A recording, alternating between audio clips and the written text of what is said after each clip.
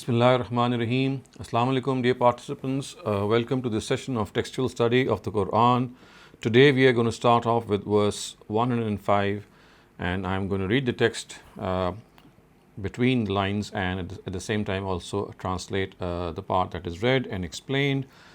Goes off, وَلَا تَكُونُوا كَالَّذِينَ تَفَرَّقُوا وَاخْتَلَفُوا مِنْ بَعْدِ مَا جَاءَهُمُ الْبَيِّنَاتُ وَأُولَٰئِكَ لَهُمْ عَذَابٌ عَظِيمٌ يوم تبيض وجوه وتسود وجوه فأما الذين اسودت وجوههم أكفرتم بعد إيمانكم فذوقوا العذاب بما كنتم تكفرون وأما الذين ابيضت وجوههم ففي رحمة الله هم فيها خالدون.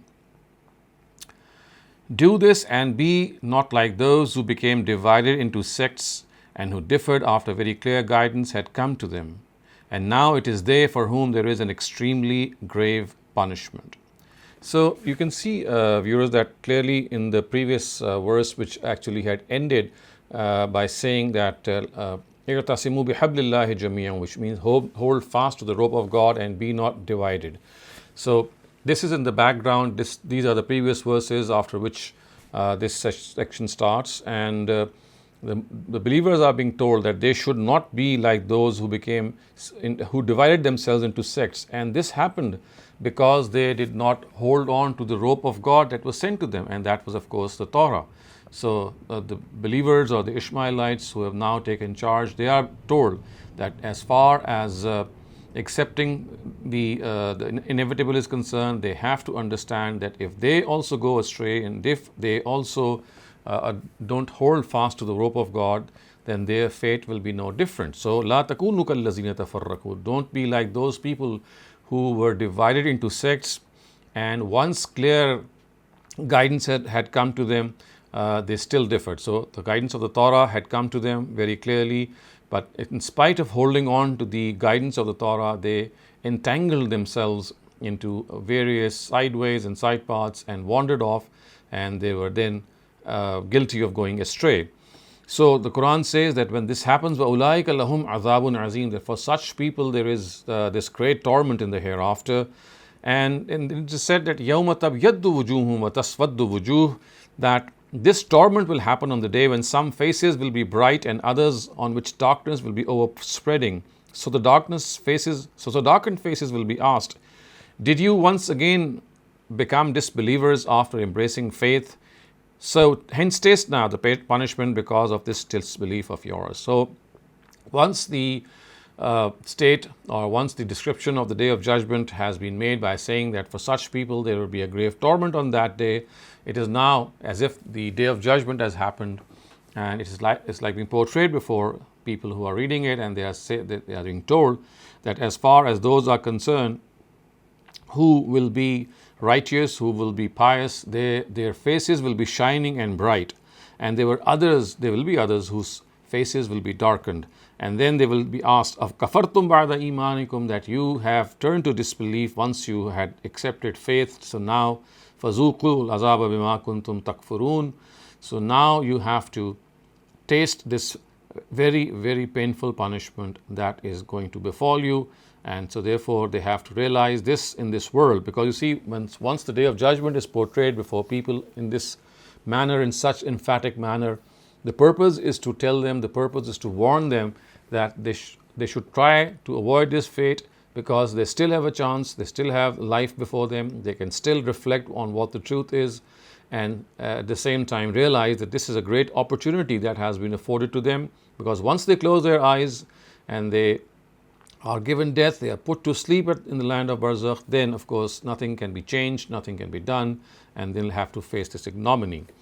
And of course the opposite is also said, وَأَمَّا الَّذِينَ بِيَدَّتْ وُجُوهُمْ وَفِي رَحْمَةِ اللَّهِ, as for those whose faces will be bright, they shall abide in the shades of God's mercy, they shall remain there forever. So these are the people who received salvation, these are the people who attested to the prophethood of the prophets that came to them, and at the same time they are ones who wholeheartedly followed the message of the book of God.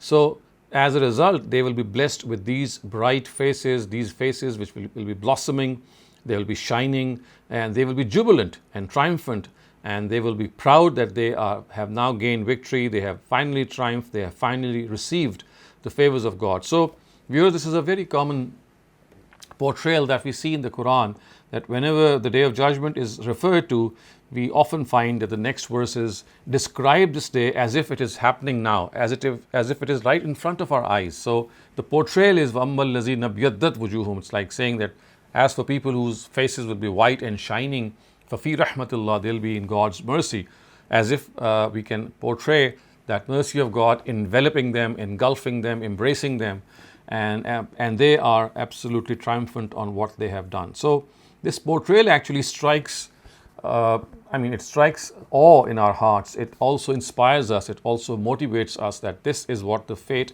is going to be, and it is now our choice to land in the right path, to land in the right place, and at the same time do what is required of us to do. And then it is said, hum fiha khalidun, that they are going to abide in it forever. So just as people who have denied their scriptures and their prophet, they are going to face eternal damnation, eternal hell. In a very similar way, it is said that people who abide in the mercy of God, people whose faces are bright, they attested to their messengers, they accepted the guidance of their books. So now they are in the shade of God's mercy, and they will live in that mercy forever and forever. تلك آيات الله نتلوها عليك بالحق وما الله يريد ظلما للعالمين ولله ما في السماوات وما في الأرض وإلى الله ترجع الأمور. These are the revelations of God which we are reciting to you with all truth, and reciting to you because God does not desire to do any injustice to mankind. So, like these people of the book do not remain in false hopes, and remember that all the heavens and the earth contain belongs to God only, and all affairs are presented before God alone. So if we have to understand, as far as these verses are concerned, that they clearly tell us that whatever is being told to us, tilka ayatullah natluha alayka bil haqq, that these verses are being recited before the prophet, as the truth, as absolute guidance that has come to him, and of course through him, all his followers.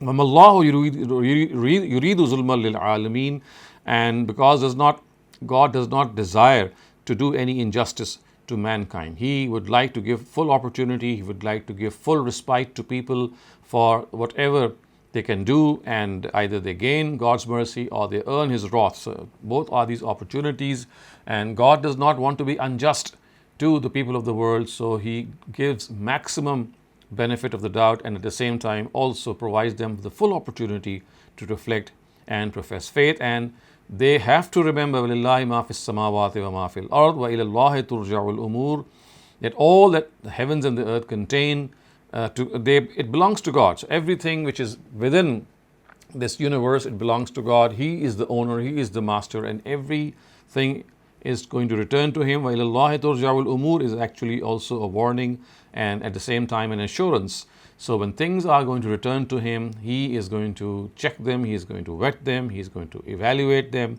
and then decide. So it's like saying that, well, everything that God has created is going to have a culmination. And that culmination, of course, is the Day of Judgment. It is that day on which each one of us would be held accountable, and therefore it is in the fitness of things that we keep it in mind. كنتم خير أمة أخرجت للناس تأمرون بالمعروف وتنهون عن المنكر وتؤمنون بالله ولو آمن أهل الكتاب لكان خيرا لهم منهم المؤمنون وأكثرهم الفاسقون لن يضروكم إلا أذى وإن يقاتلوكم يولوكم الأدبار ثم لا ينصرون. Believers, with the blessings of God at this time, you are an excellent group raised up to bear witness to the truth before people. You urge towards virtue, forbid vice, and have true belief in God. And had these people of the book also professed faith in the Quran, it would have been better for them. Undoubtedly, some among them are believers also, but alas, most among them are disobedient. So again, this is something of a warning which is sounded to the Ishmaelites, and at the same time an assurance given to them. These are glad tidings that at this time, when they are succeeding the people of the book, they are an excellent community. They are people who with regard to their faith and their deeds are exemplary. And so now their enemies cannot harm them. The Almighty's law is no different for the Israelites, but they earned the everlasting wrath of God because of their defiance in various matters. Obviously, there is also a warning for the Ishmaelites here that the position of leadership that has been bestowed upon them is not because of race or creed, but because of adhering to the truth, both in their beliefs and in their deeds. So the position is conditional to certain circumstances and characteristics. They must adhere to and certain responsibilities that are imposed on them, they must discharge. And if they fulfill these responsibilities, they will remain on this position of leadership. And if they evade them, they too will be meeting the same fate as the people of the book. So this verse, viewers, you can see it occurs almost halfway down the surah, and a very similar verse similarly had occurred in the previous surah, which is the counterpart of the surah Baqarah. And we had a very similar verse there also, and that too almost halfway down.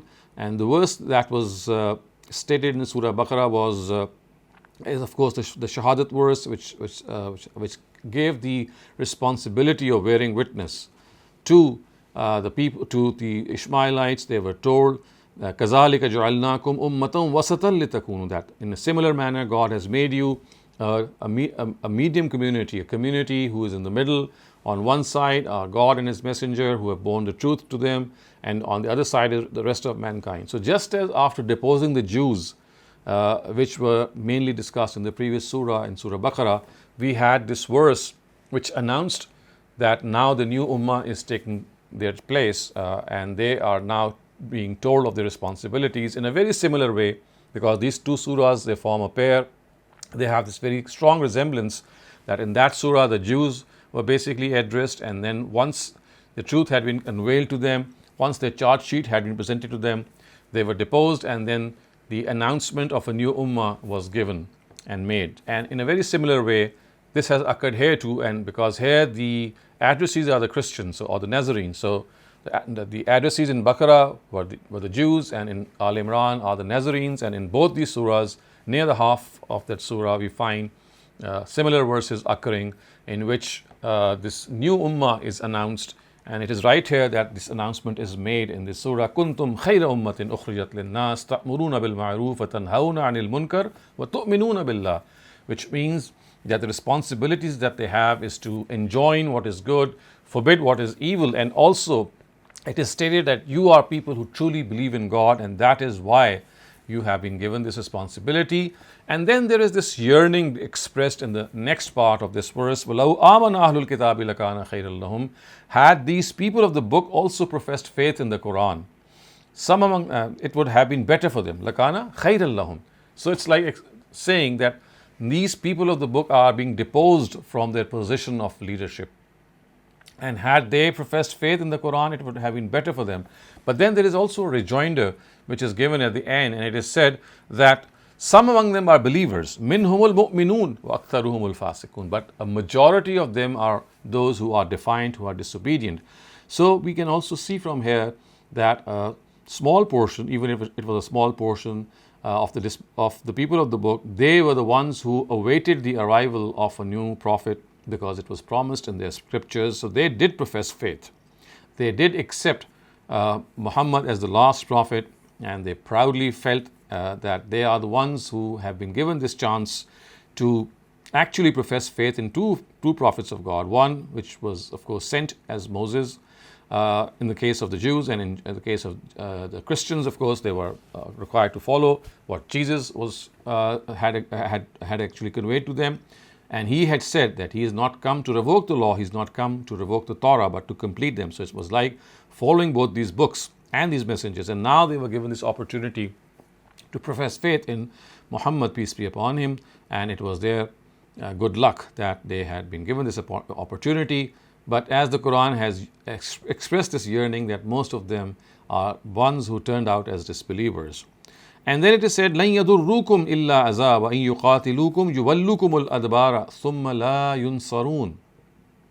ثُمَّ لَا يُنصَرُونَ. So it is said that they can cause you a slight hurt. Apart from this, they certainly cannot harm you. لَن يَضُرُّكُمْ إِلَّا أَذَى وَإِن يُقَاتِلُوكُمْ يُوَلُّوكُمُ الْأَدْبَارَ. And rest assured, if they fight against you, they shall definitely turn their backs. Then they shall not receive any help from anywhere. The important thing that has to be realized here, that it is here that we have to understand that as far as the believers are concerned, they are sounded this assurance. They are given this assurance that they might cause you some harm, but that will only be temporary. And then if they fight, and they try to fight you in battle, they will just turn their backs. So مَلَا يُنْصَرُونَ, and then no one will be there to help them. ضُرِبَتْ عَلَيْهِمُ الذِّلَّةُ أَيْنَمَا ثُقِفُوا إِلَّا بِحَبْلٍ مِّنَ اللَّهِ وَحَبْلٍ مِّنَ النَّاسِ وَبَاءُوا بِغَضَبٍ مِّنَ اللَّهِ وَضُرِبَتْ عَلَيْهِمُ الْمَسْكَنَةُ ذَلِكَ بِأَنَّهُمْ كَانُوا يَكْفُرُونَ بِآيَاتِ اللَّهِ وَيَقْتُلُونَ الْأَنْبِيَاءَ بِغَيْرِ حَقٍّ ذَلِكَ بِمَا عَصَوْا وَكَانُوا يَعْتَدُونَ. So it is next said that ignominy shall be stamped upon them wherever they are seen, except if they hold on to the rope of God and the rope of those who have held the rope of God.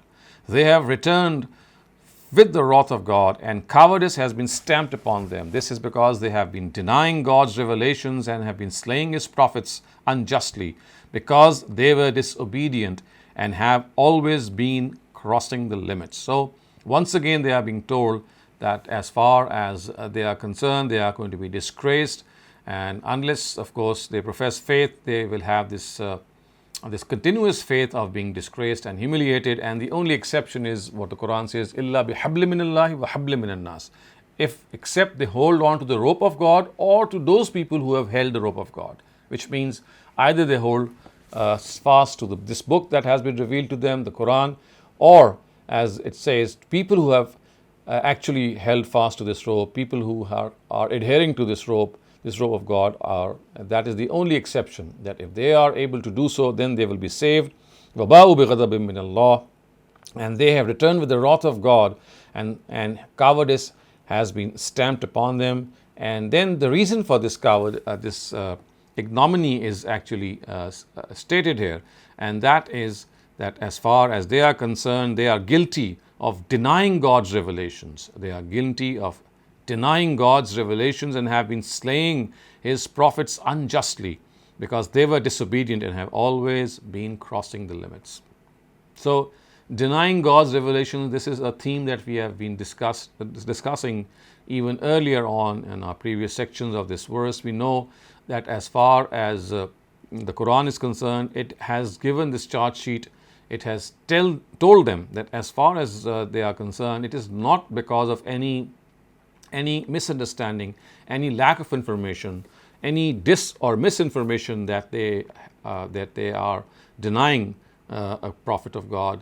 The Quran says that they are denying the revelations of min ba'di ma arafu, which means that they have understood them correctly.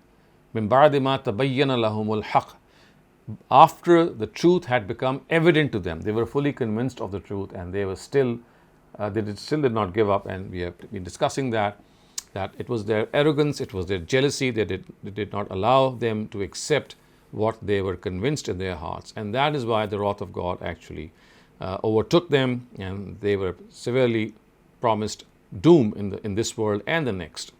And then it is said that they were also guilty of slaying unjustly prophets of God. So we know John and Zachariah, of course, his father, both were mercilessly killed as a result of their own arrogance. And we know that they were given this punishment in a very, very humiliating way.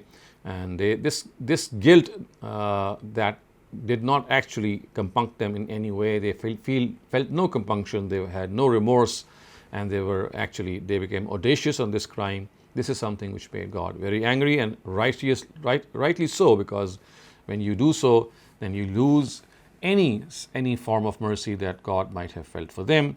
And that is why the Quran says, ذَلِكَ بِمَا عَصَوْا وَكَانُوا يَعْتَدُونَ, because they were disobedient and have always been crossing the limits.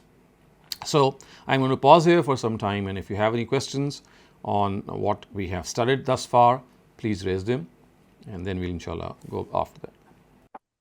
Thank you so much for that, Dr. Saleem.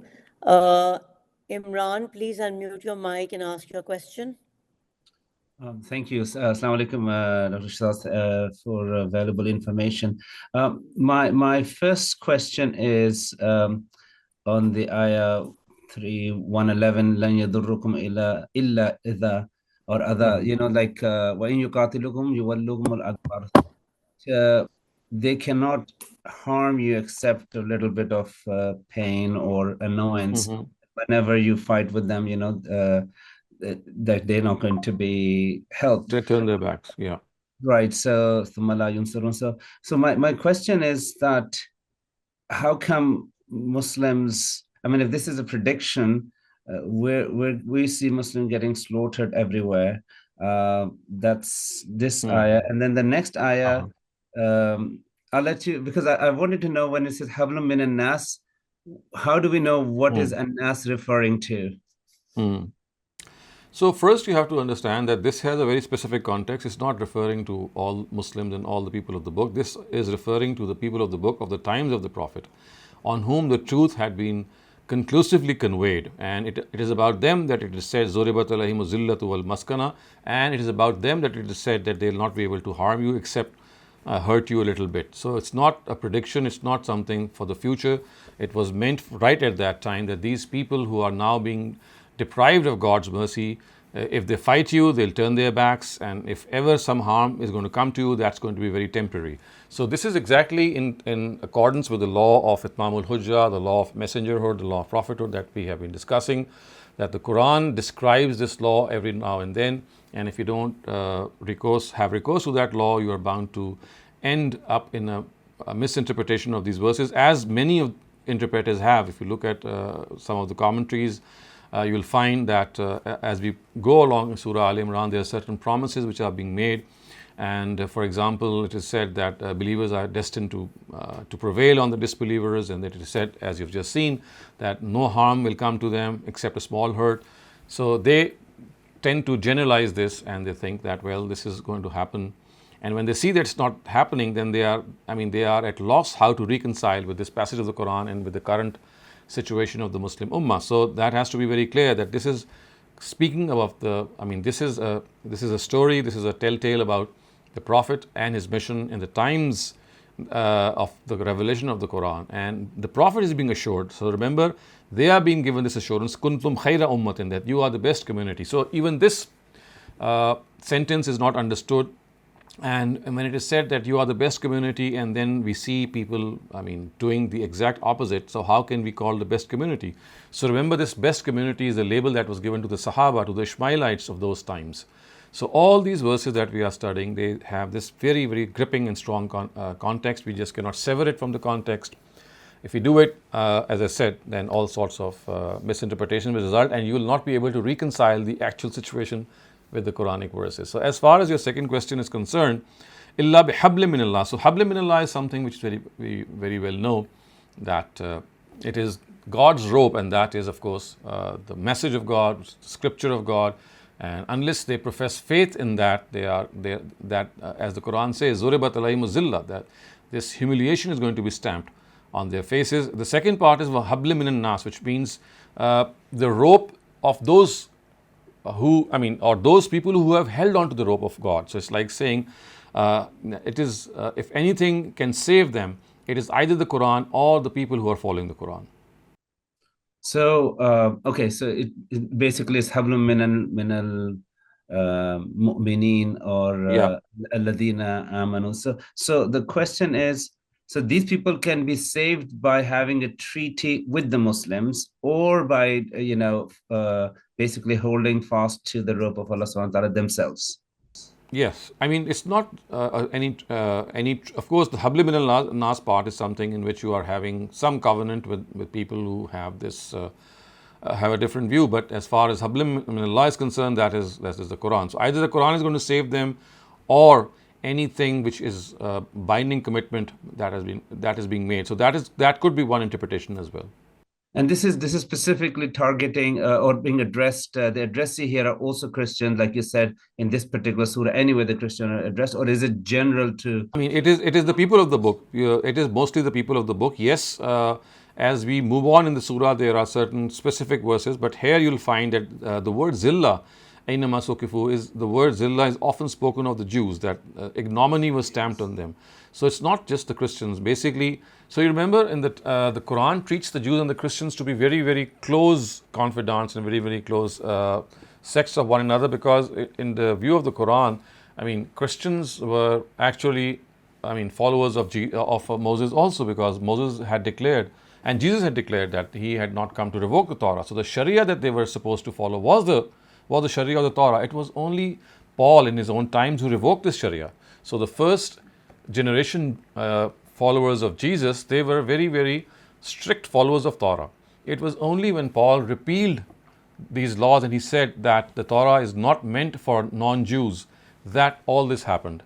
And we now have a new community that sprung up. Otherwise, I mean, there was no difference between them. I mean, the Jews, as the first generation Jews, that is why it is said that Jesus is the last Jewish prophet. So he himself is regarded to be a Jew. So it's just that because of the fact that Paul revoked the Torah, the Sharia, that a new community came into being. Thank you very much. Jazakumullah khair. Thank you so much for that, Dr. Saleem. Dr. Muhammad Asif, please unmute your mic and ask your question. Yes, this pertains to verse 103, where it has been directed that wa'tasimu bihablillahi jamia. And in the subsequent verse, in order to achieve this i'tisam billah, it has been directed وَلْتَكُمْ مِنْكُمْ أُمَّةً يَدْعُونَ إِلَى الْخَيْرِ وَيَأْمُرُونَ بِالْمَعْرُوفِ وَيَنْهَوْنَ عَنِ الْمُنْكَرِ. So, how to achieve and how to hold this rope of God that we have in the form of message from God. Quran directs, as you said, that there should be a group who should be dedicated for these three aspects, that يَدْعُونَ إِلَى الْخَيْرِ يَأْمُرُونَ بِالْمَعْرُوفِ وَيَنْهَوْنَ عَنِ الْمُنْكَرِ. And then subsequently it is said, وَلَا تَكُونُوا كَالَّذِينَ تَفَرَّقُوا. So this is the context. In the context, Yes. I'm going to ask my two questions. First question is that, first question is that because in light of these ayah, Quran, this divine book serves as a shared foundation for the followers, and it fosters unity and shared values among the believers at that time, the companions. But we see, and just subsequently we see Quran directs وَلَا تَكُونُوا كَالَّذِينَ تَفَرَّقُوا. But we see after the demise of the Prophet, peace be upon him, there were differences among the companions of the Prophet, and there were bloodsheds, even bloodsheds, on the issues like who will be the next caliph. And the three caliphs that were martyred by the fellow Muslims. There were bloodsheds and wars even between Hazrat Aisha and Hazrat Ali radiallahu anhum on the issue of caliphate. This all happened despite the fact that we have the directions from the Holy Book regarding to hold the rope of God, i'tisam billah, and how to achieve this i'tisam billah. Three directions were given. يَدْعُونَ إِلَى الْخَيْرِ يَأْمُرُونَ بِالْمَعْرُوفِ يَنْهَوْنَ عَنِ الْمُنْكَرِ. My second question, Hector, how did it happen that in such directions, and then again لَا تَفَرَّقُوا, but still all such happened? And then what were those? Let's take one question at a time. Let us take one established. Yes. Dr. Muhammad Asif, please, we cannot go on with so many questions. If you can just stick to one question that is pertaining to Surah Al-Imran. Yes. Dr. Saleem, so I just want to ask then how this was materialized. يَأْمُرُونَ بِالْمَعْرُوفِ يَنْهَوْنَ عَنِ الْمُنْكَرِ in the era of the Prophet and after the Prophet, and how such happened after his demise. Actually, this is my first question. Thank you for that. So actually, we have to understand that people who were the followers of the Prophet of God, they were all holding fast to the rope of God. It's just the interpretation of a certain situation that made them differ. So remember, if you look at history, all of them were devout Muslims. All of them were very, very strong followers of the Quran. So that particular skirmish that you are referring to, like the Battle of the Camel or the Battle of Siffin that occurred in the first 30 or 40 years of the Prophet's demise, those were battles which were fought not because the people had gone away from the Quran, but because they had a different opinion regarding certain interpretations of the Quran. So you see, I think it's in spite of the fact that it did cause bloodshed after the Prophet had gone away, the fact is that each of the groups, they stuck to what they think was their own interpretation of the Quran, and they very sincerely thought it was their interpretation, and they thought that it was a responsibility to go as far as to lay down their lives to protect that. So I see it from a different angle. So you see, one thing is that you differ in the book of God. That is not what happened in their cases. And that is actually what has happened much later after them, that people stopped having recourse to the book of God. They went into folklore, they went into historical narratives, they went into cultural things, they went into inauthentic narratives. If you pick up the book of Ghazali, for example, Ihya Ulumuddin, we've discussed this a number of times, you'll find that a lot of concocted and weak narratives are cited in that book, and that is virtually the Bible of the Muslim Ummah today. So basically, this La takunu kallazina tafarraku, in which we have become sects, is something of a manifestation that took place much later.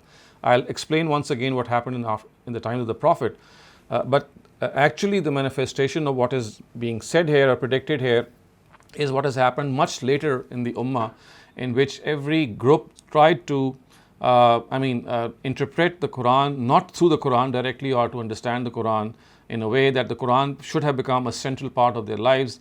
If you look at the history, you'll find that Quran was seldom used as a means of guidance, and we had our own jurists who had their own interpretations, and then we had extremist groups, and then of course we had our hadiths and historical narratives which were absolutely weak. So if you look at our educational system after the third century, you'll find that the system actually was a stagnated system in which the Quran never occupied the central place that it was deemed that it should have.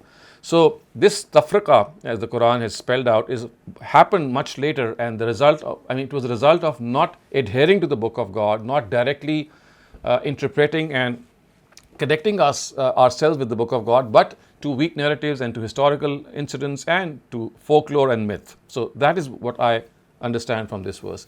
As far as what happened, as I said earlier on very briefly, right after the demise of the Prophet, so that was basically a lot of political issues that had come into them. So for example, the followers of Ali, they thought that they have been divinely given the right to succeed the Prophet, and in the Ghadir Khum khutbah, we all know that they think that the Prophet had appointed Ali as his successor, whereas of course, the opposite party had a different interpretation. So it was more of an interpretive thing in the light of what we have seen that happened. So it was not because the Quran was not adhered to, it was because of certain interpretive differences outside of the Quran. Yes, they were political, to some extent also religious, and that is where the whole issue actually became a bubble, and it burst forth in the first 30 or 40 years. So that is my understanding of history, and anyone can differ from that. Assalamu alaikum, sir. Wa alaikum salam. Sir, my question is about the human faces, the significance given to the human faces while they taste their actions on the day of judgment. They are darkened and they are brightened on that day because of their actions in this world. So why this so much significance is given on the faces only? You see, our faces it is an expression of our inner mood. So when we are bright and cheerful, it means that we are happy. And when the faces, they look gloomy and dark, it means that there is something wrong with us. So it's just a portrayal of our inner selves. So when the Quran is actually depicting our faces and telling them that some of them will be bright and shining, the other one will be gloomy and dark, it only tells us that basically this is how they will feel from inside, that they are now doomed forever, and others will feel that they are now blessed forever. So it's like just telling us that our faces will depict our inner emotions. So any other body part or the whole body No, it's is not included in it. That is because you see, in our lives also, it is our facial expression that is the most vibrant, that is the most telling feature of how we feel inside. I mean, it is our face, it is our eyes, it is our forehead, the way we look. That is the most prominent thing. I mean, any other limb is not as prominent, even if it is, it's not as prominent. The face is the most prominent feature, which actually expresses what we are from inside or what we feel from inside. Okay, sir. Thank you. Thank you so much for that, Dr. Saleem. We have no more questions at this time. You can continue with the session. Okay.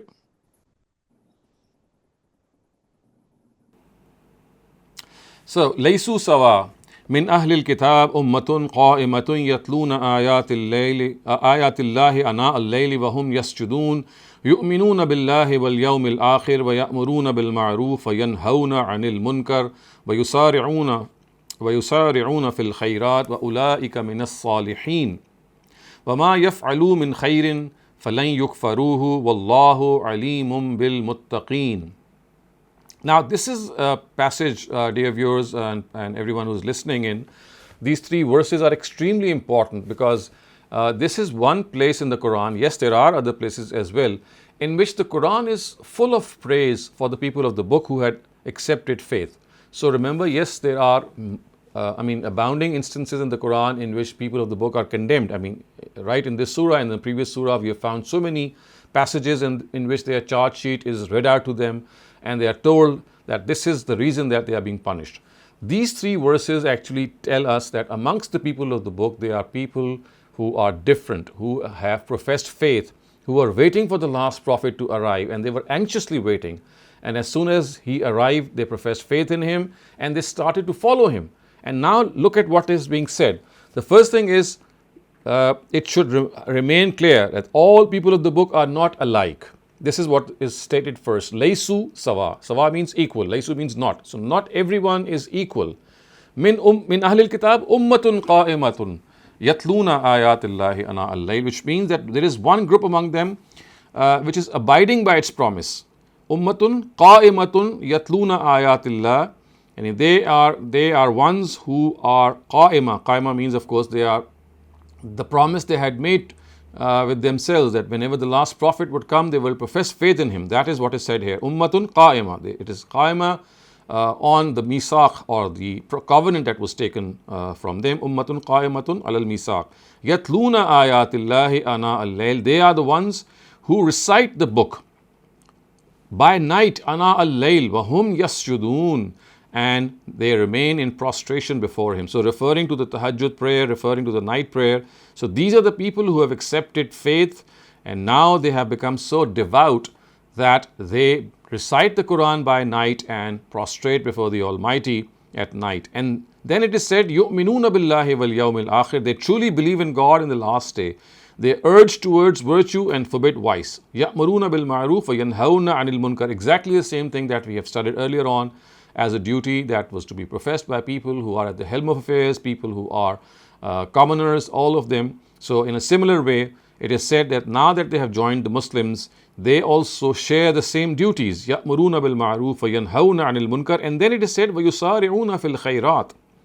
And it is said that as far as they are concerned, they take lead.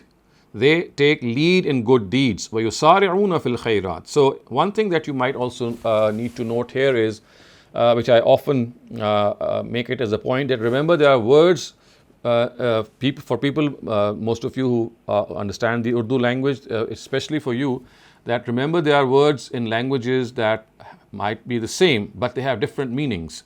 And this is a typical example here, the word khairat. So we know in the Urdu language the word khairat actually means charity.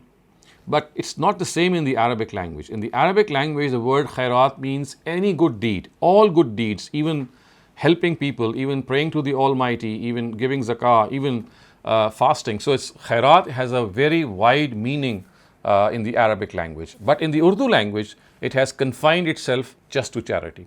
So this is like something that you must note, that there are words, there are several words, and I've been discussing them as well, that they are the same, but they have different meanings. And technically they are called false cognates. So cognate is a word in language which occurs in more than one language. And when we say that it's a false cognate, it would mean that it would have a different meaning when it transfers to a different language. So in Arabic it was much broad, but it got confined, very confined, as soon as it reached the Urdu language. So وَيُسَارِعُونَ فِي الْخَيْرَاتِ, it's not just that they do good deeds.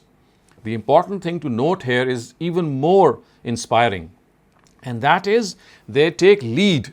They compete with one another in good deeds. And that is what the spirit is, dear viewers. The Quran has mentioned this elsewhere also, that if there is to be some competition, if there is to be some sort of duel, so to speak, it has to be amongst good deeds. You cannot vie with one another regarding naturally given talents.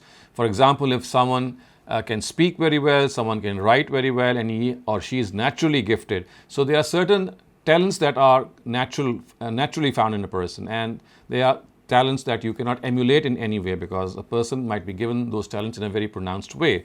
But the Almighty has made this amply clear in so many places in the Quran, that there is one area, there is one sphere in which everyone has equal ability, everyone, and that is to do good deeds. Yusari'una fil khairat, not only to do good deeds, but to outdo one another in good deeds.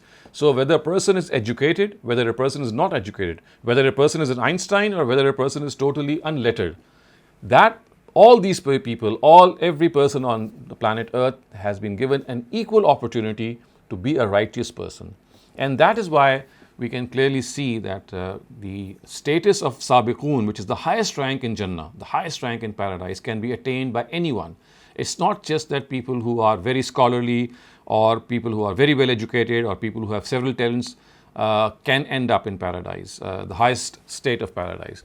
Anyone who is a righteous person, anyone who is a good person, whatever he might be professionally or otherwise, that is a sphere in which the Almighty says. In fact, at one place it says, وَفِي ذَلِكَ فَلْيَتَنَافَسِ الْمُتَنَافِسُونَ. It is in this sphere that people who would like to compete should compete. If there is to be a competition between people, it has to be who is more pious, who is more righteous, who can outdo other people in doing good deeds. And it is here that the Quran has actually praised the people of the book in such a beautiful way, that yusari'una fil khairat, they are the ones who were waiting for the last prophet, and now that the last prophet has arrived, they leapt towards him, they accepted faith, they prostrated before God all night in gratitude that thank God we were there to welcome him. And the Quran says they joined, they shared the duty of ya'muruna bil ma'ruf and yanhauna al munkar, of enjoining good and forbidding evil with the believers, and they became part of them.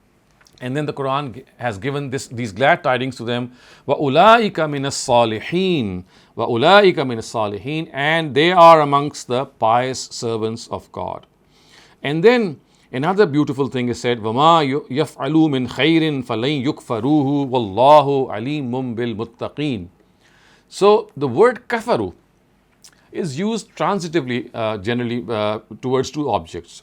And here it encompasses the meaning of deprivation, and some deprivation. So that is why Ustaz has translated this portion as no doubt that they are true seekers of the truth, and as a reward of their attitude of theirs, whatever good deed they do, its reward shall not be denied to them. They shall not be deprived of that good deed. So فَلَنْ يُكْفَرُوهُ here does not, it does not occur in the classical sense that we are often used to. It's not kafara. It's in the sense that they would not be deprived, they will be not denied their reward. Wallahu alimun bil muttaqeen, and God very well knows the virtuous. So the implication is that though these people of the book have yet to profess faith, among them are true believers, and hence each and every good deed done by them will be rewarded. So the Almighty does not deprive people of the reward of good deeds except those who deliberately deny the truth, and that is precisely what is stated here. And then it is said, إِنَّ الَّذِينَ كَفَرُوا لَن تُغْنِيَ عَنْهُمْ أَمْوَالُهُمْ وَلَا أَوْلَادُهُمْ مِنَ اللَّهِ شَيْئًا وَأُولَٰئِكَ أَصْحَابُ النَّارِ هُمْ فِيهَا خَالِدُونَ. On the other hand, those who have decided to remain disbelievers, neither their wealth nor their children shall be of any benefit to them before God, and they are the companions of the fire. There they shall remain forever. So, the wealth and children, which are a means of making a person indifferent to the Almighty and to His teachings, is the wealth and children which is implied here. It's not that it is said that every form of wealth or all children are the ones who take a person away from the remembrance of God. No.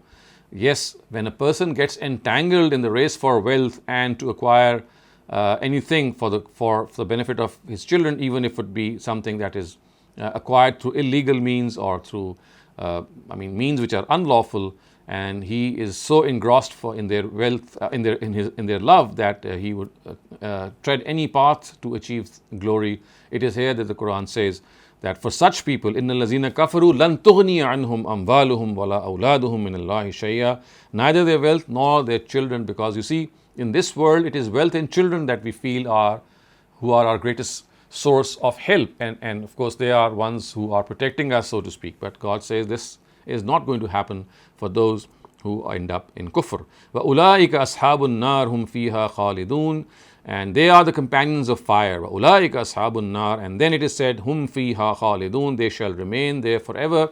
One thing that you might need to note here, viewers, is that we often come across this phrase, هُمْ فِيهَا خَالِدُونَ, both for paradise and both for hell, which means that they'll abide eternally in paradise, and then it is said they'll abide eternally in hell. So remember, it's not that every single person who's going to go to hell is going to abide forever in hell. This eternal damnation or eternal hell is promised to people who deny God's prophets intentionally. So because of the fact that the Quran is dealing here, especially in these two surahs, with people right in front of the Quran who are people who actually deliberately, intentionally, willfully, purposefully denied, even if they were convinced. So this punishment, this sin entails the punishment of eternal damnation.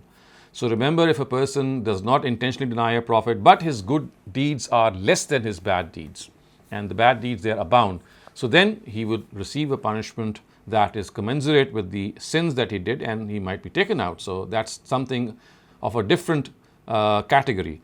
But because of the fact that that category is almost never discussed, yes, very slightly discussed in the Quran, so we might draw this wrong conclusion that for every person who enters hell, he will stay there eternally. That is not what the Quran is saying. But because the Quran is often dealing with people who are denying God's prophets intentionally, and since for them this punishment is a given, so we have to make this distinction. Otherwise, we'll think that every single person is going to remain in hell forever. So, مَثَلُ مَا يُنْفِقُونَ فِي هَذِهِ الْحَيَاةِ الدُّنْيَا كَمَثَلِ رِيحٍ فِيهَا سِرٌّ أَصَابَتْ حَرْثَ قَوْمٍ ظَلَمُوا أَنفُسَهُمْ فَأَهْلَكَتْ وَمَا ظَلَمَهُمُ اللَّهُ وَلَكِنْ أَنفُسَهُمْ يَظْلِمُونَ. In the life of this world, whatever they spend apparently in the way of God is like a freezing wind that smites the crop fields of men who have been unjust to themselves and ruins it. They deserve only this treatment, and in reality, God has not done any injustice to them. In fact, they have continued to be unjust to their own souls.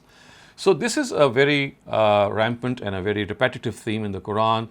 The Quran has often given this example that as far as bad deeds are concerned, even if they are done in a way that you are professing, you are deliberately denying a prophet of God, these evil deeds, they are not going to have any impact as far as the mercy of God is concerned. God is not going to be merciful to such people. Yes, of course, people who might have faltered, people who might have misunderstood, mercy is for such people, but not for people who have become arrogant. And the example is given is exactly of such people, that it's like a freezing wind that smites the crop field of men who have been unjust to themselves and ruins it. So just as a cold wind, just as a freezing wind is going to just destroy the crop that it fires through, that is something which has to be understood. And also to be noted is the fact that if you see and look up the Quran, the parables, the similes, the examples that have been given in the Quran are often from country life, often from crops, often from things that we observe if we live in the countryside. So because the Arabs were used to these things, they were very fond of cultivation. Of course, we know that animal husbandry was also there. So you will often find these examples abounding in the Quran. And this again is something that we have to understand, that the Quran has a very specific context. When it talks about people who are right in front of them, it will deal and always give examples from their environment, from their surroundings. It just cannot go outside. And in this way, we have to understand that, of course, this will change when surroundings change. So that is why it is said, وَمَا ظَلَمَهُمُ اللَّهُ وَلَكِنْ أَنفُسَهُمْ يَظْلِمُونَ. God does not do injustice to them. It is they who have been unjust to their own souls. This is a theme of the Quran which is very recurrent, that it is not that God is doing something, He is not being unjust to them. They have earned His wrath. They are people about whom we know that they cannot in any way survive and they don't deserve His mercy. يا أيها الذين آمنوا لا تتخذوا بطانة من دونكم لا يألونكم خبالا ودوا ما عنتم قد بدت البغضاء من أفواههم وما تخفي صدورهم أكبر قد بينا لكم الآيات إن كنتم تعقلون. Believers, they are not your friends, so do not make those outside your own people your confidants. They will spare no opportunity to harm you. They will spare no opportunity to harm you. لا يألونكم خبالا. And then it is said, وَدُّوا مَا عَنِتُّمْ. They desire hardships for you, and their enmity is evident from their mouths, and greater is what their chests conceal. We have made evident to you these signs if you are sensible enough. قَدْ بَيَّنَّا لَكُمُ الْآيَاتِ إِن كُنْتُمْ تَعْقِلُونَ. So again, we can see that this is something which the common Muslims are especially told, because they are either very simpletons or they are not able to understand the schemes devised by the people of the book, and so they have to be on guard. See, this word bitana is a very interesting word. The word bitana actually means someone who is our close friend, someone who is our associate, someone who is our confidant. So the Quran is saying that don't make these people as your confidants. Don't make them your friends, because they are out to ruin you. They will spare no opportunity to harm you.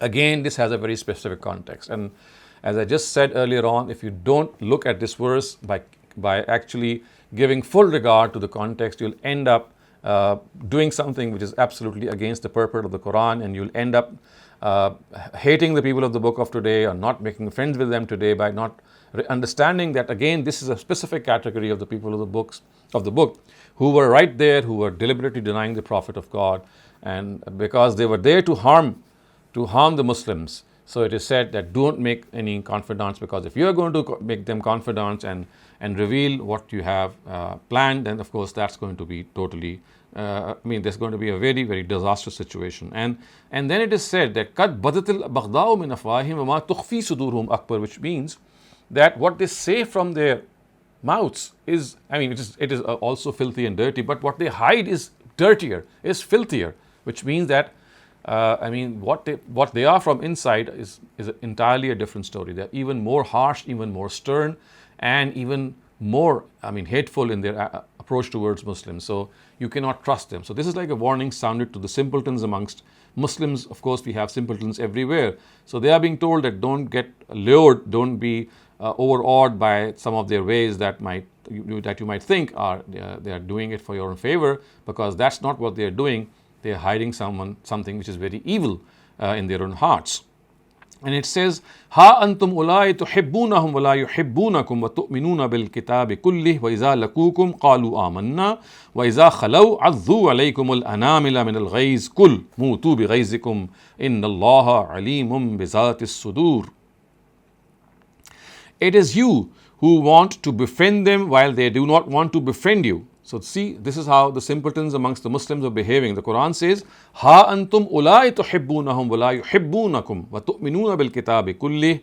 So it is you who want to befriend them while they do not want to be friends with you, even though you believe in all the books of God. Wa tu'minuna bil kitabi kullih. So the fact is that they might create this discrimination of believing in one book and leaving out the other. But as far as Muslims are concerned, they tu'minuna bil kitabi kullih. They believe in all the books of God. And then it is said that it is you who want to befriend them while they would not like to befriend you, even though you believe in all the books of God, and it is their practice that when they meet you, they say, we already are believers. وَإِذَا لَقُوكُمْ قَالُوا آمَنَّا وَإِذَا خَلَوْا, and when they are alone, they bite their fingertips with rage.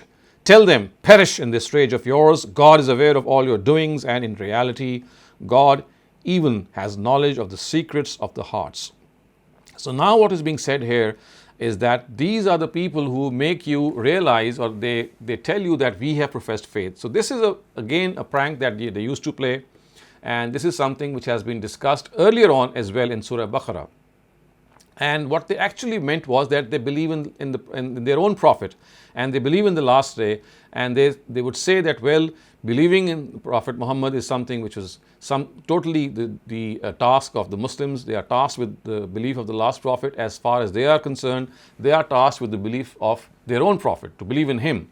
So when they said Qalu Amanna, it doesn't mean that they had professed faith in this new prophet or the last prophet. They would say these words by saying, but we have already believed in our own prophet. So this is something that they would give a wrong impression by using these words. So these simpletons amongst Muslims, they are told that don't be misled by this. And then one thing that viewers you can also catch from here, and a very advanced student of the Quran should concentrate on these words. You see, you can clearly see that these verses cannot address believers who are true believers, believers who are very close to the Prophet. These verses are addressing the simpletons, because you see, it is they about whom we know that they were the ones who would be very slack in their attitude when they would see that, well, these people have said Amanna, they would believe in them without realizing that they are saying Amanna in a very different connotation.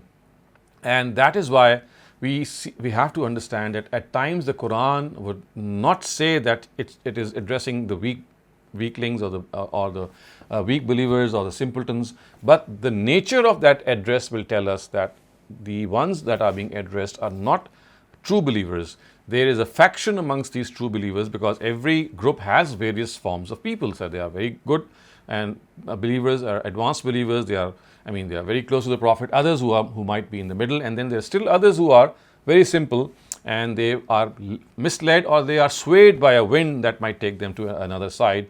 They have this. They are gullible. So all sorts of people were there in the Muslim group as well. So the Quran, we have to understand how the Quran subtly at times directs its attention to a certain group and then, of course, diverts it to another group. So it is here that we can clearly see that it says tuhibbunahum wa la yuhibbunakum. So you see, it was these weak believers who would love to be with the people of the book, and they are being told that look at you, that you love to be with them and you would like to make friends with them, but they don't want to make friends with you. And the fact is that you have the claim, and you are rightly claiming, and you are doing so as well in believing all the books of God. But look at them, that when they meet you, they give you this deception that they have believed. But the meaning of belief that they have in mind is that we have believed in our own Prophet. And then وَإِذَا خَلَوْا عَذُّوا عَلَيْكُمُ الْأَنَامِلَ, then they are alone, they bite their fingertips in rage, as if they are telling each other that we have done our job.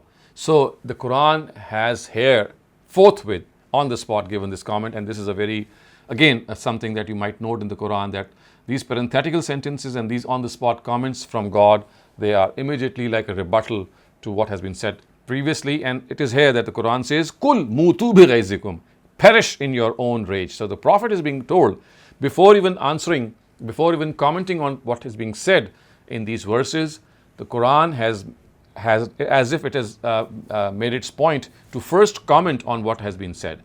So because it was said that they are biting their fingertips with rage, the Quran, instead of saying something which it's going to say right next, the first comment it has made is mutu bi ghayzikum. O Prophet, tell them, you perish in your rage, go die and destroy yourself in your rage. That is how God has given his rejoinder. So inna Allaha alimun bi zati sudur, God is aware of all your doings, and in reality God even has a knowledge of the hearts. In tamsaskum hasanatun tasuhum وَإِن تُصِبْكُمْ سَيِّئَةٌ يَفْرَحُوا بِهَا وَإِن تَصْبِرُوا وَتَتَّقُوا لَا يَضُرُّكُمْ كَيْدُهُمْ شَيْئًا إِنَّ اللَّهَ بِمَا يَعْمَلُونَ مُحِيطٌ. When you are blessed with success, they are aggrieved. And when some calamity befalls you, they rejoice. In tamsaskum hasanatun tasu'hum wa in tusibkum sayyi'atun yafrahu biha. And then it is said, wa in tasbiru wa tattaku la yadurrukum kaiduhum shay'a. They are not your friends, ignore them. And remember that if you persevere and keep fearing God, none of their schemes will harm you the slightest, because God fully encompasses what they are doing. So once again, these Muslims, these simpletons, these simple in faith, they are being told that look at what they do. When something good befalls you, they become sorrowful and angry that why did something good happen to them? They're aggrieved. But when something bad happens to you, they are very happy. So how can they be your friends? How can they be your confidants? Look at what they are doing. Be more perspicacious. Be more keen in your eye to see how such people behave towards you. So therefore, now you have to persevere. In tasbiru wa tattaku la yadurrukum kaiduhum shay'a. That if you persevere and if you are people who are not going to be affected by them in this plan and this scheme that they have plotted, and you show perseverance and you are able to shield yourself, then they are not being able to harm you. Inna Allaha bima ya'maluna muhit.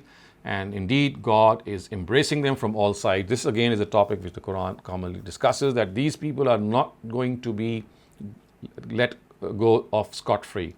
God is going to catch them.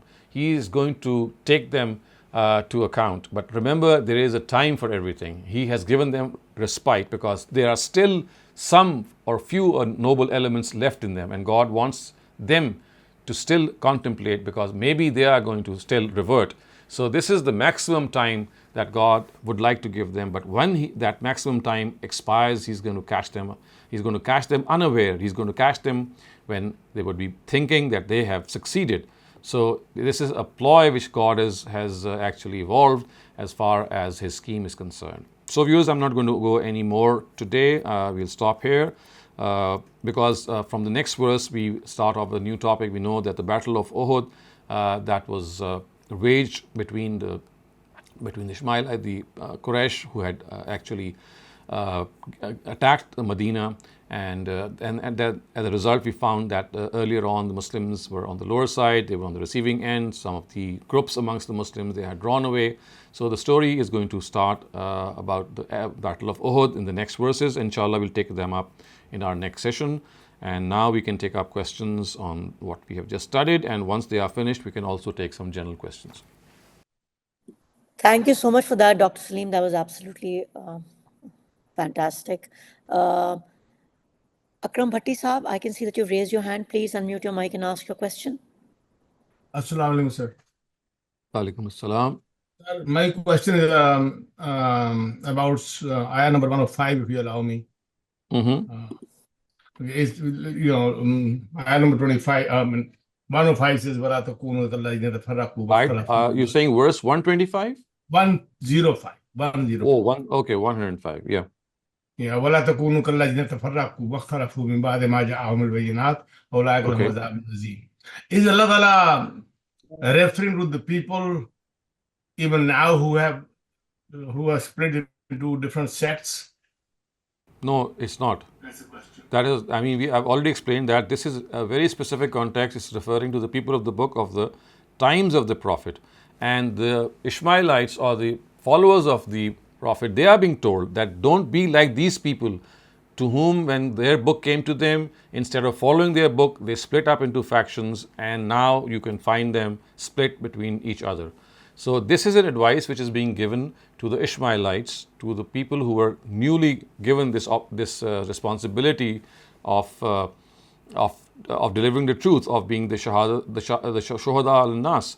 So it is specifically about them. But what you can derive from this is that whenever we move away from the guidance of God, whenever we move away from the rope of God, this is what results. So that is like an extended extrapolation. You can say something of a guidance that you can draw, but specifically because you see the ending part of the verse is وَأُولَٰئِكَ لَهُمْ عَذَابٌ عَظِيمٌ. So this azabun azim is not meant for people of today.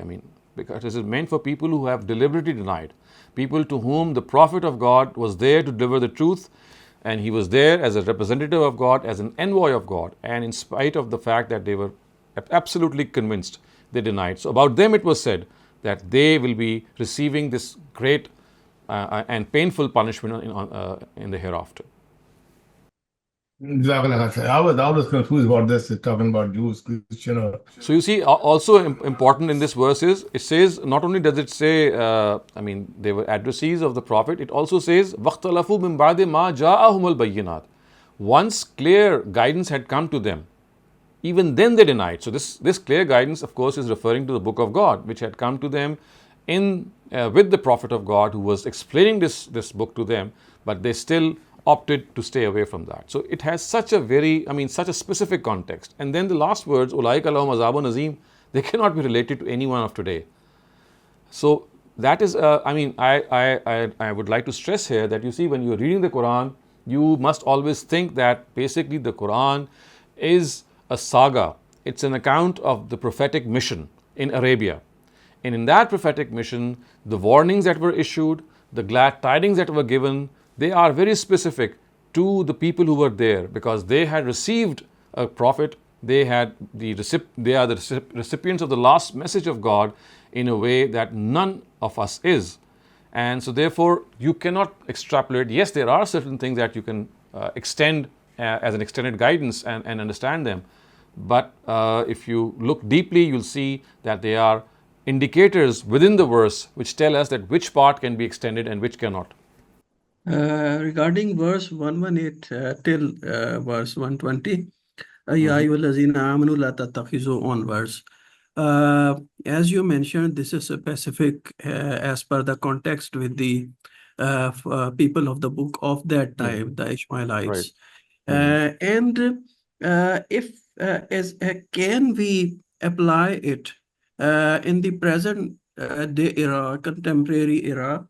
And if it is possible, then how can we ascertain, as Quran says, tuhibbunahum wala yuhibbunakum? You see, you cannot apply it. You cannot apply it to the current era. This you cannot apply, because you see, this tuhibbunahum wala yuhibbunakum is something which the Almighty is conveying to the Prophet. He is telling them. We have no means to know whether from inside they have a different personality, and outwardly they are expressing as if they like us or they love us, but inside they have this venom and this rage against us. So remember, this is something which God is communicating to the Prophet, that you think that they are worthy of your love. They are not, because they hate you from inside. So the inside information could have only been communicated by God. So that is precisely why we have to understand that there are so many things in this context which bind the context to these people. You cannot extend them. Today, there are so many people in the book, we just cannot know from inside what they are. So we have to behave with them on their face value, the way they are. Maybe they are intentionally denying, but we have no means to know that.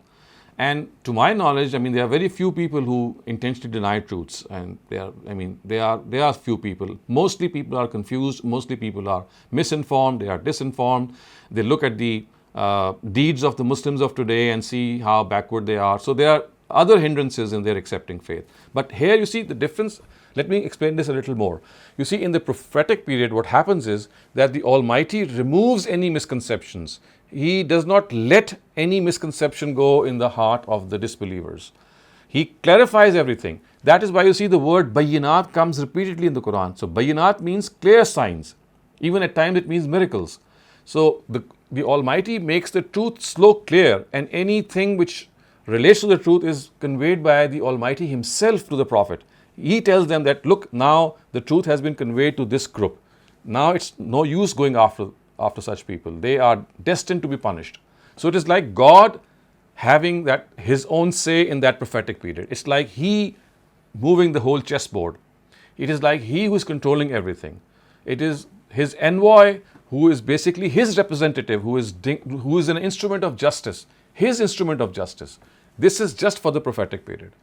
But the problem is that when we extend these protocols for the non-prophetic period or the post-prophetic period, then it is here that everything gets messed up.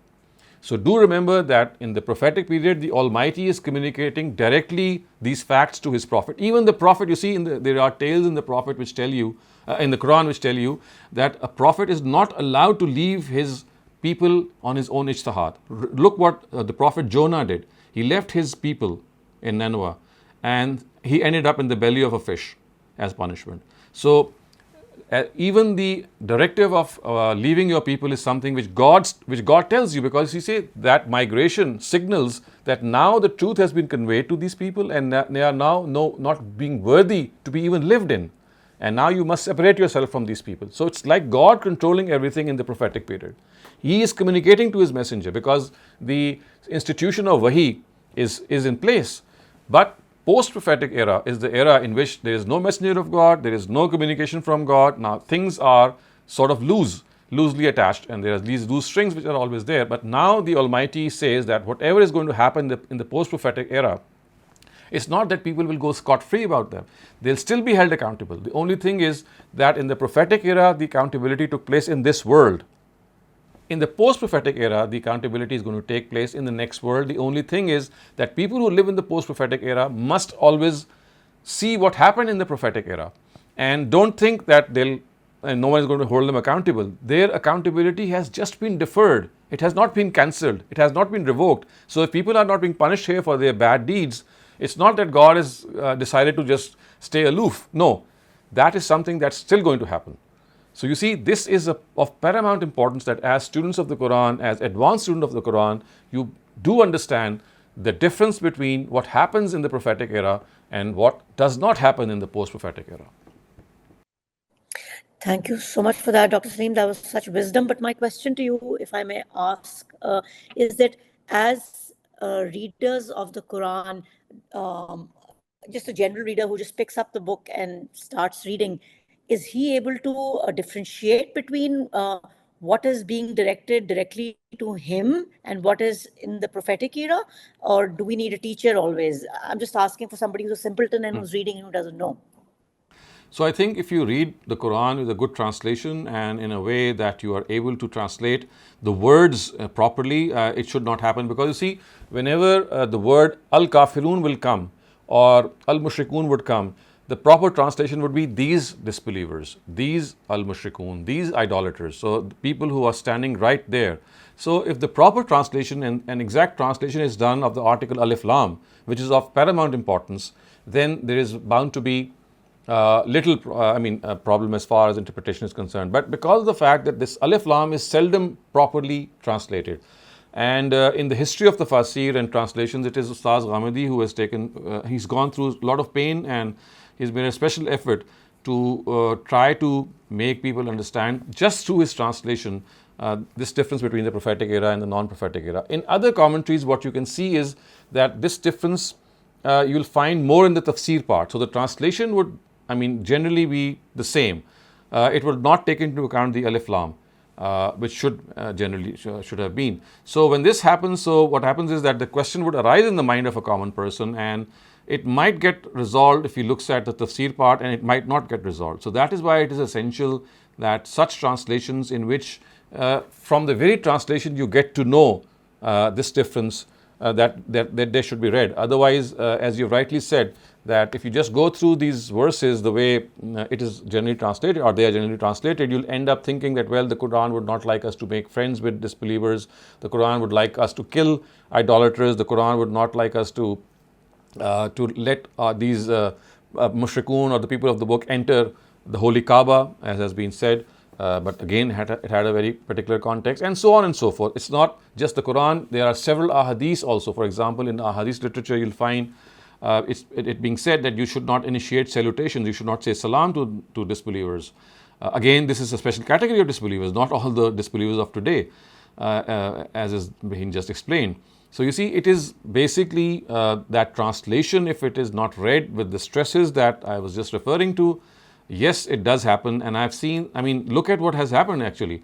If you look at Mullah Umar's interpretation, or the way they have understood Osama bin Laden, I've often referred to him because he was not just a warrior, he was also a scholarly warrior. So in 1994, much before the attack on the Twin Towers, he had released a communique, and he had cited these verses of the Quran which relate to the prophetic era.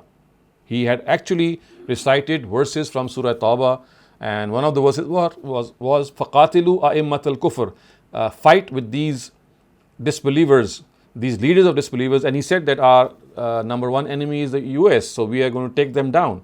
But no one took notice of this, whereas he had said this 7 years before the Twin Tower incident. So you see, that is so important. In today's era, Abu Bakr Baghdadi, he is a champion of the same thought. In Nigeria, you'll find this movement going on. And even today, Al-Qaeda and the Taliban, they also professed exactly the same view. And this is gross interpretation by not realizing that the protocols of the prophetic era are specifically for the prophetic era. Okay, thank you so much for that, Dr. Saleem. I have a question in the chat.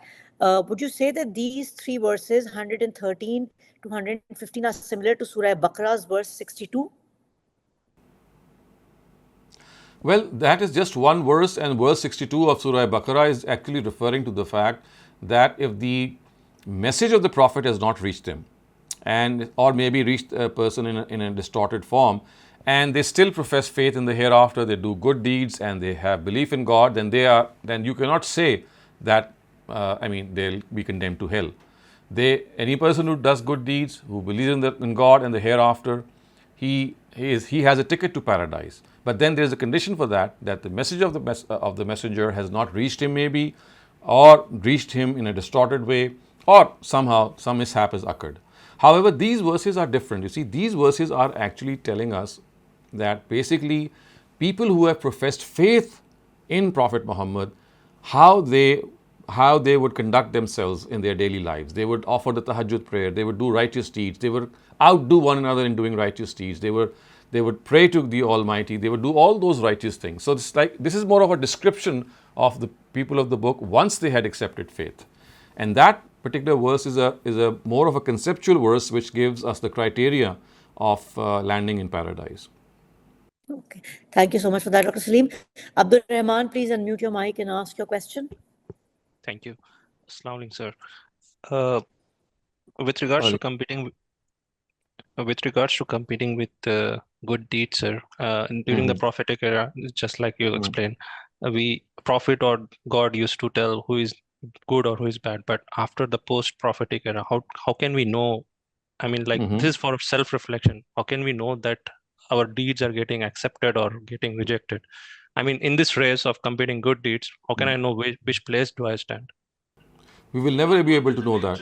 You see, to be honest, we can never know that because only God can tell us, and He no longer communicates with us. So all that we can do is try our best, hope for the best, and always keep reviewing our life, because there are things that we might be doing wrong without coming into our own notice. So it's like a phase in which we can never be definitive. But this thought itself is a very, very, I would say, prized thought, that if we have this thought that whether what I'm doing, God is accepting that or not, even thinking on these lines means that you give importance to the will of God. So this in itself is a very commendable thing. So I think the way forward is that we will never be able to know about ourselves, because God has stopped communicating once the institution of prophethood terminated. So now we have to make the best out of it, try not to harm people, try not to in any way infringe on the rights of people or infringe on the rights of the Almighty as best as we can. So it's basically an effort, and that is why it is another form of trial. So in the time of the prophets of God, although you get to know your fate, but the trial is even stern. Look at how the Quran has said that Zulzilu hatta yaqulu Rasul, that such is the nature of trial that they would be shaken and jolted. So their trials were slightly different. They were much more, but then on top of those trials, they were communicated the end result. But today, our trial is also different. So trials can be different, but for us, the trial is that we would never be able to know our fate except when we wake up on the day of judgment. And until then, we have to keep on trying to be as good as possible. Thank you so much, sir. For that, Dr. Saleem. Naushad Shafqat, you may unmute your mic and ask your question. Yes, Assalamu alaikum. I'd like to preface my question with my exceptional brilliance that you have displayed today. I'm, just mind-boggling. So my question is that the book is being referred to in these verses, that these idolaters don't believe in this book.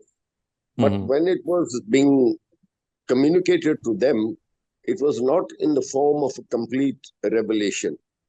Only parts of it were revealed to them. And especially when in the Meccan period, only parts of the Quran were revealed. So would it be proper to say that they ought to have believed in the book when the book was not before them completely? So you see, these verses that we are talking about today, they refer not to the idolaters, but to the people of the book. The Jews and the Christians who lived in Medina. So both these surahs, Surah Al-Imran and Surah Al-Baqarah, they are Medinan surahs.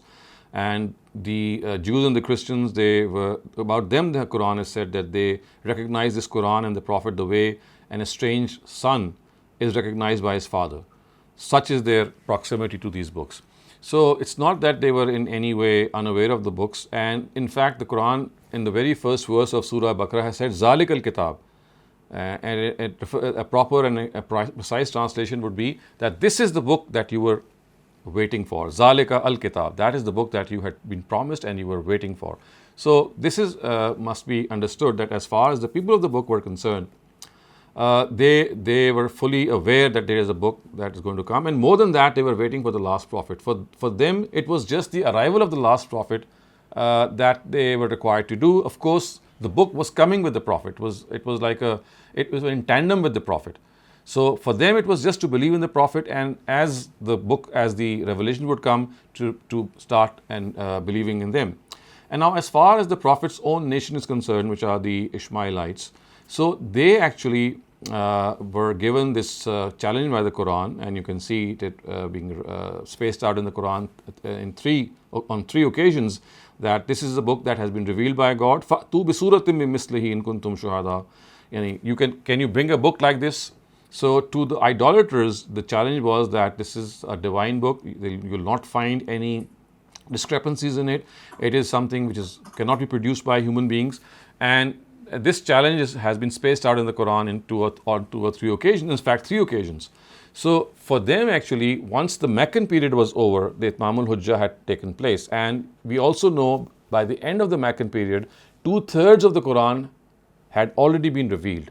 So if you look at the bulk of the Quran, you'll find that 2/3 of the Quran had been revealed by the end of the Meccan period. And it was at that end that it was said that now that they have denied the Prophet and his book, that they are liable to punishment. So for them, actually, the Prophet of God stood before the book as well, just as it was for the people of the book.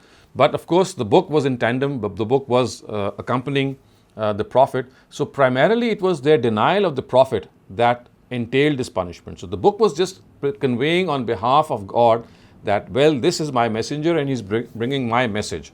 So they did not even look at the book. So they were more interested in denying the messenger by telling him that, well, you are an unlettered person, you don't even know how to read and write, and how can you do so? And when you do so, there must be some jinn, some spirit, because these words that come out of your mouth, they are magical words, they are poetry, and a person like you could not have even thought of authoring them. So they would debate on these lines.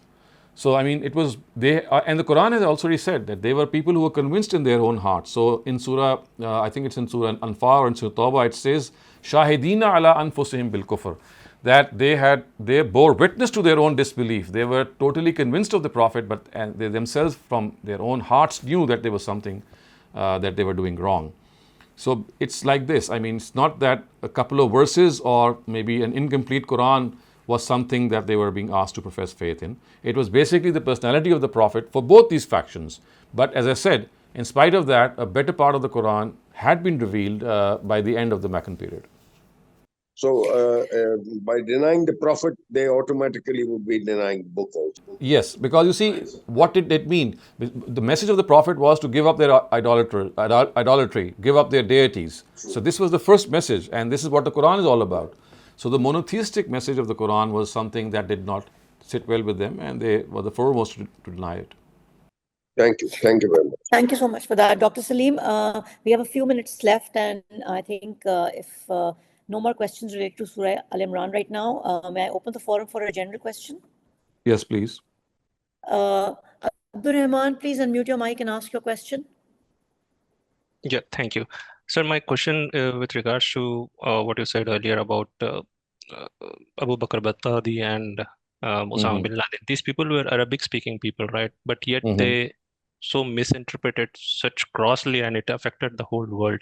So how did this happen? Was it because Imam Ghazali changed the mainstream narrative, or these this thought that like you deferred the post-prophetic era and the prophetic, was it already there, or how did it happen?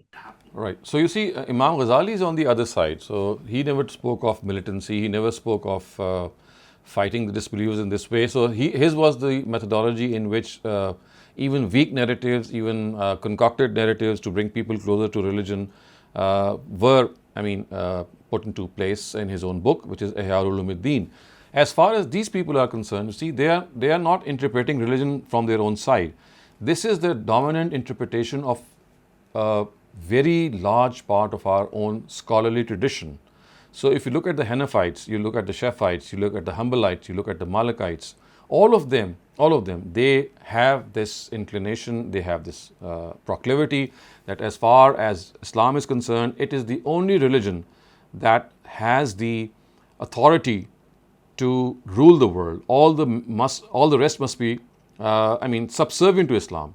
So Mullah Umar, Osama bin Laden, they are just following suit of what their own scholars told them centuries ago. So remember, if you place this whole matter in context, up till 1924, we had the caliphate in place. So remember, it's just a century-old process that has been initiated a century ago. Otherwise, till 1924, according to our scholars, because of the fact that the caliphate was in place and these wars that they thought should be fought were being either fought or strategies were being made for them. But it was in 1924 when Mustafa Kemal actually annulled the caliphate that this whole issue actually arose. Because now, in the absence of any caliphate, people thought that what is to be done? Because now we don't have a caliphate, now we don't have any country to go to or to organize ourselves. So then in the space of 2 world wars, we know what happened in World War I, we know what happened in World War II. New Muslim states sprung forth. So with the British withdrawing and with the Ottoman Turks on their side, and of course fighting against them, and then Germany being on their side. So there was a whole plan that was hashed, and by the end of World War II, we had a new scenario in which new countries sprung up. So if you look at the Middle East, that many countries that never existed before that time period, they sprung up. And then people who were born in these countries, they started to think that why is it that we Muslims are always facing the music? Why is it that we are not being able to dominate the West once our caliphate has been dismembered? So from here arose this theme and this thought that, well, in our own fiqh books, it is written that we can fight the disbelievers. We can do that. So now they had a whole philosophy. So remember, it's not Osama bin Laden, it's not Abu Bakr Baghdadi, it's not Mullah Umar, it's not their interpretation. It is the interpretation of the very vast majority of our scholars since the first 3 centuries. It was only that in this 14th century or 12th century period, until the Khilafat existed, that the chance for this seldom arose. Yes, it did arise in some areas, but because the Caliphate was there, the thought was that in its presence something will be done. But once the Caliphate was dismembered, now it was, so to speak, that Muslims felt high and dry. They felt that they are being left high and dry, and they now need to devise strategies. So if you put this whole matter in context, you'll come to see that basically it is the last 100 years in which what has been done is that people who are of this sort, they have drawn inspiration from what was already written in our fiqh books centuries ago. So they are just implementing what they had inherited. So basically you're saying, sir, that instead of referring to the Quran, these people have referred to the already misinterpreted fiqh books. Fiqh books, and those misinterpreted fiqh books are something that we, or in my humble opinion, are misinterpreted, because they don't think these are misinterpretations. They think this is the proper interpretation, and they have a right to kill disbelievers or to fight with them. So you see, these are 2 narratives of. There is a narrative that has been a dominant narrative in the last 12 centuries, and that is only Islam has the right to rule. All the rest must be subservient. Jizya must be imposed on them. They cannot live independently. And it is this period of lull in which we have to prepare ourselves and then, of course, take over the world. This is the strategy, or this is the overview of our Muslim mindset today. But because of the fact that we are not in a position to do that, so they say that now is the time to prepare ourselves, and once we get prepared, then we will be able to do that. So this is the dominant narrative. What I have presented before you basically is the counter narrative, which is instrumental. I mean, I would say that the person who broke this narrative, or who countered this narrative, was Ustaz Hamiduddin Farahi in his own times, who said that, well, you have to understand that this Quran speaks about a prophetic period and it speaks about a post-prophetic period. It is not by not making this distinction between the prophetic and the post-prophetic period that we are doing the same things which prophets of God were authorized to do. And in this way, we are guilty of playing God. I mean, God was there in the prophetic era.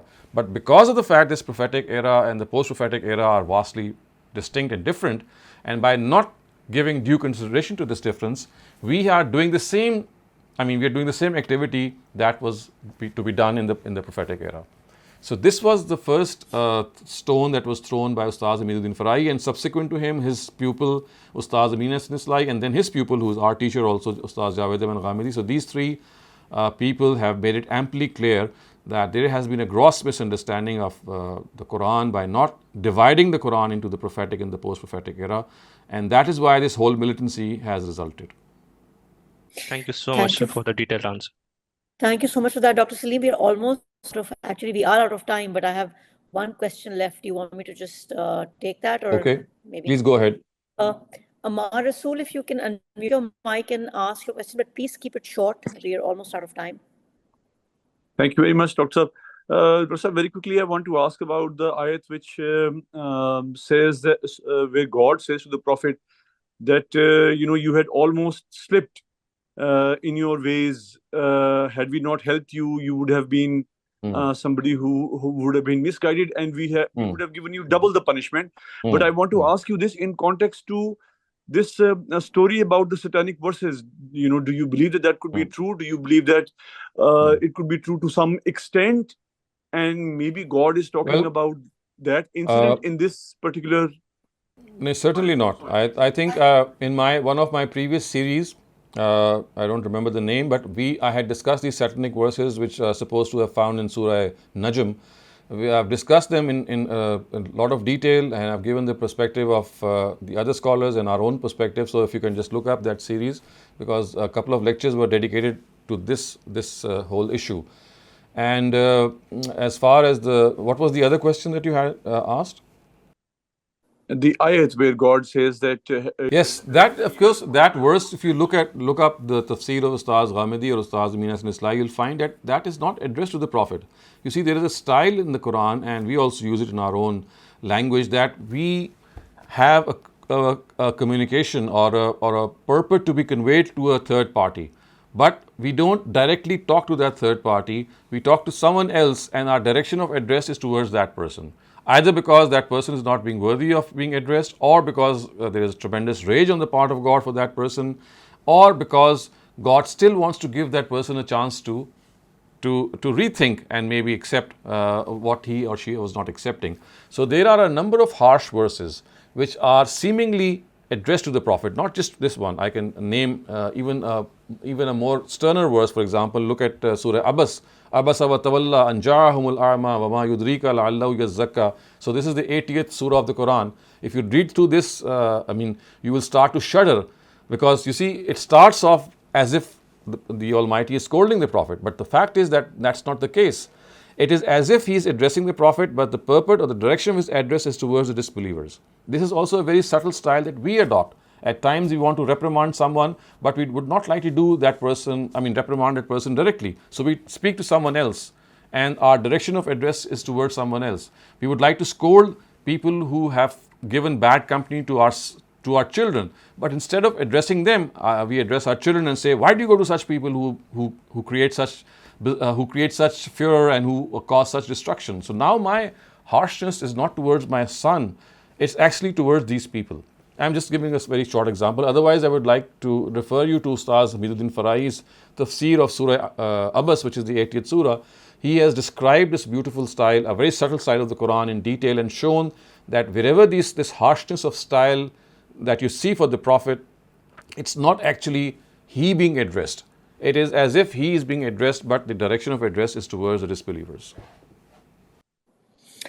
Thank you so much for that, Dr. Saleem. So this is more like sunana, the word we say in Urdu when we say that. Exactly. Sunana. So sunana is exactly. I mean, you are. You said in other words, I have some other agenda in mind. Okay. Thank you so much for that wonderful session today, Dr. Saleem.